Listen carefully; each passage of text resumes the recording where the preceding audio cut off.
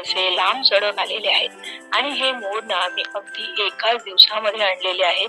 यासाठी आपण एक सोपी पद्धत पाहणार आहोत की ज्यामुळे हे असे इतके मस्त लांब सडक मोड येतील आणि मुळात म्हणजे हे मोड आहेत ना अजिबात तुटणार नाहीत किंवा मटकी चिवट कुबट होणार नाही, त्याला वास येणार नाही।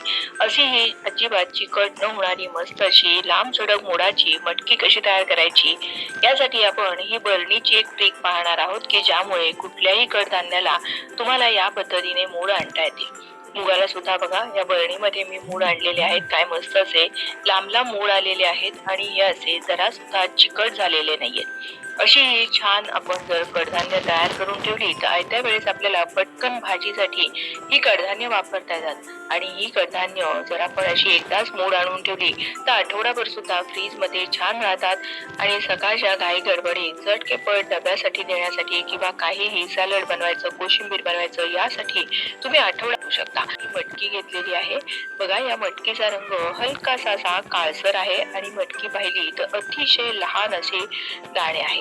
तर ही आमच्या इकडची रोह्याची मटकी आहे किंवा रोहा, महाड, माणगाव या भागामध्ये ना ही मटकी अतिशय छान मिळते। तर यामध्ये बघा मी शेतकऱ्यांकडनं घेतलेली असल्यामुळे यामध्ये बरंच कचरा आहे किंवा माती सुद्धा असते। आता किती लोकांसाठी किती मटकी घ्यायची हे कसं प्रमाण ठरवायचं, तर याकरता इथे अशी घरातील छोटीशी नैवेद्याची वाटी घ्या किंवा मग जर अशा मुठेने जरी तुम्ही एका व्यक्तीसाठी एक मूठ असं जरी प्रमाण वापरलं तरीही चालेल। अगदी ही छोटीशी अशी वाटी मी घेणार आहे। साधारणपणे 5 व्यक्तींसाठी जर आपल्याला मटकी हवी असेल तर या वाटीने 5 वाट्या अशी मटकी आपल्याला मोजून घ्यायची आहे किंवा 5 मूठ असं जरी मोजून घेतलं ना तरीही चालेल। तुम्हाला ही छोटीशी मटकी भिजत घालण्याची ट्रिक आवडली असेल तर प्लीज व्हिडिओला एक लाईक करा, कारण आपण कधी कधी अंदाजाने घालतो मग ती कमी पडते किंवा मग खूपच जास्त प्रमाणात होते, तर असं होऊ नये म्हणून तुम्ही अशा या पद्धतीने मोजून घेऊ शकता आणि अगदीच वाटलं की आपली कमी पडते की काय त्यामुळे अशी थोडीशी वरती मटकी घातली तरीही चालेल। आता आपण त्याच पद्धतीने इथे मूग सुद्धा भिजत घालणार आहोत। तर आज आपण मूग या बरणीमध्ये असे भिजत घालणार आहोत। तर हे मी मूग आहेत ना सुपर मार्केट मधनं आणलेले आहेत, तर हे गावरान नाहीये, तर हे नेहमीचे आपले साधे जे सुपर मार्केट मध्ये मिळतात ते मी मूग वापरणार आहे। ते इथे साधारण 4 वाट्या इतके मी मूग भिजायला घालणार आहे। तर बघा बरोबर 4 वाट्या आहेत तेवढेच मी इथे मूग भिजायला घालणार आहे। आता या दोन्ही मध्ये आपल्याला भरपूर असं पाणी घालायचं आणि स्वच्छ अशी आपल्याला हे मूग आणि मटकी अशी धुवून घ्यायची आहे। तर भरपूर असं पाणी घालायचं, कारण आता ही मी जी घेतलेली मटकी आहे ना ती गावरान आहे। आणि आणखीन एक महत्वाचं सांगू का, तर जे गावरान कडधान्य असतं ना त्याला मस्त असं छान चवही असते आणि मोडही खूप छान येतात। आता बघा हे मी मूग धुवून घेतलेले आहेत बरोबरीने। आता मटकी सुद्धा धुतीये। मटकीमध्ये जो काही कचरा, काड्या जे काही आले ना ते बघा सगळं तरंगून वर आलेलं आहे आणि माती जर असेल तर ती सुद्धा अशी विरघळते आणि पाण्याचा रंग अगदी गडद होतो। त्यामुळे यामध्ये मातीचे सुद्धा काही कण असतात म्हणून हे चांगले असे धुवून घेणं फार गरजेचं आहे। एक 2 ते 3 पाण्यामध्ये नळाखाली व्यवस्थित आपल्याला ते स्वच्छ पाणी येईपर्यंत धुवून घ्यायचे आहे।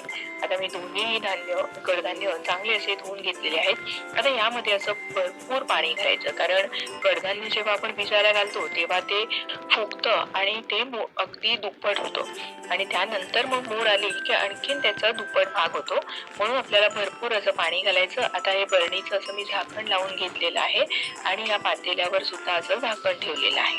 तर हे दोन्हीही धान्य आपल्याला साधारणपणे एक 4 ते 5 तास तरी आरामात भिजवायला पाहिजेत, कारण अगदी घाई केली तर मूड अगदी चांगली येत नाही, म्हणून 4 ते 5 तास असे चांगले भिजू द्यायचे आहेत। जास्त भिजले तरीही चालेल, 5-6 तास झालेले आहेत। आता बघा हे असे ना दाणा पाहून घ्यायचा, त्याचा दाबला तर तो व्यवस्थित दाबला जातोय। असं जर भिजलं असेल ना तरच आपलं कडधान्य भिजलं आहे असं समजावं। आता साधारणपणे थोडीशी उष्ण हवा आहे त्यामुळे लवकर कडधान्य भिजतं, पण थंडी असेल किंवा पावसाळा असेल तर पटकन कडधान्य भिजत नाही। अशा वेळेस किंचित कोमट पाणी करून त्यामध्ये जरी कडधान्य भिजायला घातलं तर पटकन भिजतं। आता दोन्ही हे कडधान्य मी स्वच्छ असे 2 ते 3 पाण्यामध्ये धुवून घेतले, म्हणजे काय होतो कुबट किंवा चिकट असे कडधान्य जेव्हा आपण मूड आणायला ठेवतो तेव्हा ते होत नाहीत। आता इथे आपण सर्वप्रथम मुगाला कसे मूड आणायचे ते पाहतोय। इथे मी ही अशी मोठ्या छिद्राची चाळणी घेतलेली आहे किंवा या पद्धतीची घेतली तरीही चालेल, पण ही अशी जी बारीक छिद्राची आपली पुरणाची चाळण असते ती अजिबात घेऊ नये, कारण यामध्ये खरं तर मोड छान येतात, पण काय होतं बरेचसे मोड ना या चाळणीमध्ये अडकतात आणि मग ते तुटतात। जर मोड तुटायला नको असेल तर मग मात्र तुम्ही या पद्धतीची अशी जाडसर चाळण वापरायची आहे. त्यानंतर यामध्ये आता ही बरणी अशी आपल्याला उकळी करून ठेवून द्यायची आहे. म्हणजे यामधलं काय होतं, जास्तीचं जे पाणी आहे ते सगळं या खालच्या भांड्यामध्ये पडतं आणि वर हवेची जी बघा बरणीमध्ये पोकळी तयार झाली आहे ना, त्याची ऊब तयार होऊन या मटकीला पुरेसं जे वातावरण आहे ना मोड येण्यासाठीचं ते मिळतं आणि हे अशीच आपल्याला न हलवता बरोबर 10 ते 12 तास अशीच ठेवून द्यायची आहे की जेणेकरून मुगांना अगदी मस्त असे मोड येतात. आता मी सकाळी 8 वाजता आज मूग आणि मटकी भिजायला घातली होती. संध्याकाळी 5 वाजता हे मी असं उपसून हे पाणी अशी काढून मग बरणी अशी उकळी घालून ठेवलेली आहे. खरं तर ऑनलाईन या अशा बघा झाकणाला जाळी असलेल्या बरण्या या कडधान्यांना मोड आणण्यासाठी आपल्याला बऱ्याचशा मिळतात. पण त्या बऱ्याचशा महाग असतात. तर आपल्या घरच्याच बरणीचा वापर करून आपण घरगुती पद्धतीने हे मोड कसे आणायचे ते पाहतोय. आता ती बरणी मी बाजूला ठेवली. तोवर आता आपण मुगाचं मोड आणायची पद्धत बघूया. जर तुमच्याकडे बरणी नसेल तर तुम्ही ही दुसरी पद्धत सुद्धा वापरू शकता. आता सुद्धा बघा मी अशी जाड छिद्र असलेली ही चाळणी घेतलेली आहे. हे जे मटकी आहे ती सगळी अशी मी पसरवून घेतलेली आहे. जास्तीचं जे पाणी असतं ते सगळं कढईमध्ये खाली पडत राहील. त्यानंतर एक असा ओलसर सुती कापड करायचा आहे. आपण नेहमी काय करतो तर कापडामध्ये बांधून ठेवतो. पण कापडामध्ये बांधून ठेवल्यामुळे काय होतं तर कापडाचा जे ओलसरपणा असतो ना तो सुद्धा या कडधान्याला लागतो आणि कधी कधी ते चिकट होतं. पण या पद्धतीमुळे काय होतं तर इथे बघा ही एक हवेची आपण झाकण ठेवतो त्यावेळेस हवेची पोकळी तयार होते आणि त्याला ना फार जास्तीच असं पाणी लागत नाही किंवा चिकट अजिबात होत नाही आणि मस्त असे लांब सडक मोड आपल्या या मटकीला सुद्धा येतात.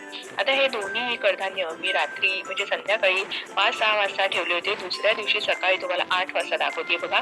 त्याला बरंच असं मॉइश्चर आलेलं आहे. जर आपण असं झाकण ठेवलं नसतं ना तर त्याला हवी तशी ऊब मिळाली नसती आणि हे असे छान लांब सडक मोड आले नसते. आपण जेव्हा कापडात बांधतो त्यावेळेस कापडाचा चिकटपणा किंवा कापडाचा वास लागतो. त्यामुळे तुम्हाला ही पद्धत कशी वाटली हे मला कमेंट करून नक्की सांगा. बघा अगदी मस्त मोकळी सुटसुटीत अशी ही आपली मटकी तयार झालेली आहे. जास्तीचं सगळं पाणी खाली कढईमध्ये जमा झालेलं आहे आणि मुळात म्हणजे बघा खालचे सुद्धा अजिबात मोड आहेत ना तुटले नाहीयेत. कारण या चाळणीला असलेले छिद्र फार मोठे होते. लहान छिद्राची चाळण असेल तर मोड त्या छिद्रांमध्ये अडकून बसतात आणि बरेचसे मोड तुटतात किंवा कापडामध्ये बांधल्यानंतर सुद्धा कपड्याच्या आत मोड घुसून बसतात आणि मग ते सुद्धा ना जेव्हा आपण काढायला जातो त्यावेळेस ते तुटतात. हे असं होऊ नये म्हणून ही पद्धत जर वापरली आवडत असेल तर प्लीज व्हिडिओला एक लाईक करा आणि तुमच्या मैत्रिणींना नातेवाईकांना जास्तीत जास्त शेअर करा. आता ही मटकी अगदी मोकळी सुटसुटीत तयार झालेली आहे. त्यामुळे जरीही आपण आठवडाभर अशीच फ्रीजमध्ये ठेवली ना तरीही तिला अजिबात चिकट किंवा कुबट असा वास येत नाही. आता आपण ही मोड आलेली जे मूग आहेत ना ते सुद्धा पाहतोय बघा.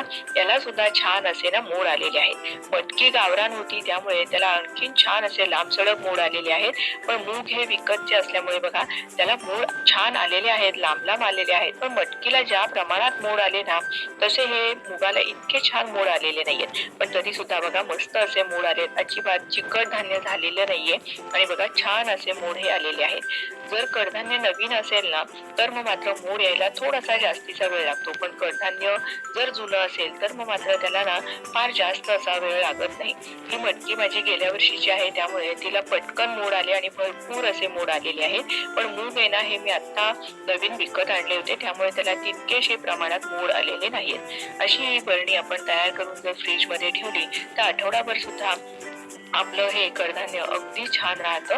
त्या पद्धतीने तुम्ही फ्रीजमध्ये सुद्धा हे स्टोअर करून ठेवू शकता किंवा जर तुमच्याकडे असा डबा असेल तर कुठल्याही स्टीलच्या डब्यात प्लास्टिकच्या डब्यामध्ये तुम्ही हे मटकी किंवा मूग किंवा कुठलंही कडधान्य असं मोड आलेलं जर तयार ठेवलं तर सकाळच्या घाई गडबडीत बघा आपल्याला पालेभाजी किंवा फळभाजी करायची असते. अशा वेळेस तिला चिरण्यामध्ये बराचसा वेळ जातो. तर असं होऊ नये तर आपल्याकडे झटकेपट करण्यासाठी जर कुठली भाजी हवी असेल तर असे मोड आलेले कडधान्य नेहमी आपल्या फ्रीजमध्ये असावे की जेणेकरून आपली घाई होत नाही किंवा कधी आयत्या वेळेला भाजी नसते. अशा वेळेस जर मोड आलेले कडधान्य असतील तर आपण झटकेपट त्याची भाजी सुद्धा बनवू शकतो. तुम्हाला ही आजच्या दोन्ही पद्धती कशा वाटल्या हे मला कमेंट करून नक्की कळवा. व्हिडिओ आवडला असेल तर प्लीज लाईक करा. तुमच्या मैत्रिणींना नातेवाईकांना जास्तीत जास्त शेअर करा. पुन्हा लवकरच भेटूयात. धन्यवाद.